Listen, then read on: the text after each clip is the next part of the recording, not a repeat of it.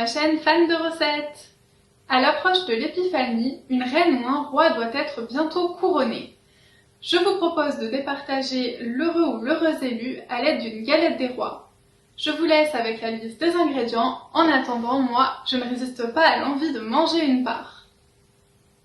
Vous allez avoir besoin de 2 pâtes feuilletées, 100 g de sucre, 100 g de beurre pommade, 115 g de poudre d'amande, 35 g de farine, un jaune d'œuf pour la dorure, 2 œufs, une cuillère à café d'arôme de vanille et une cuillère à soupe de rhum.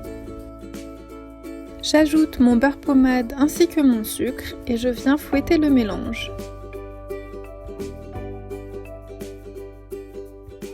J'ajoute ensuite mes 2 œufs et je viens mélanger énergiquement jusqu'à l'obtention d'une pâte homogène.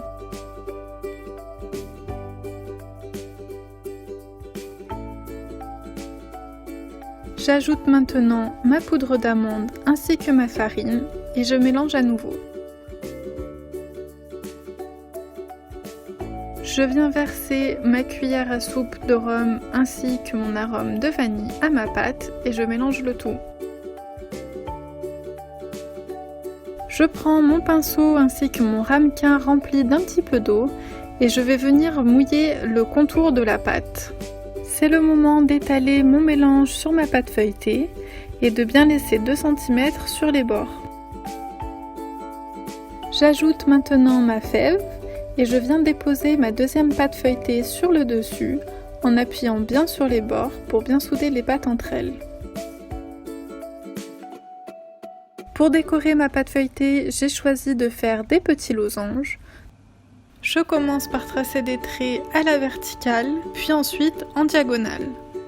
Je n'oublie pas de faire quelques incisions sur le dessus de ma pâte pour que la vapeur puisse s'échapper lors de la cuisson.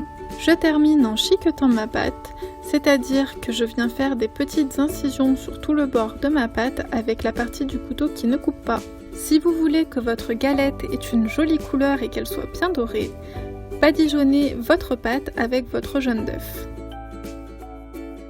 Pour la cuisson, je l'enfourne à 180 degrés pendant environ 35 à 40 minutes. Si tu as aimé cette recette, n'hésite pas à mettre un petit like et je te dis à dimanche pour une nouvelle recette.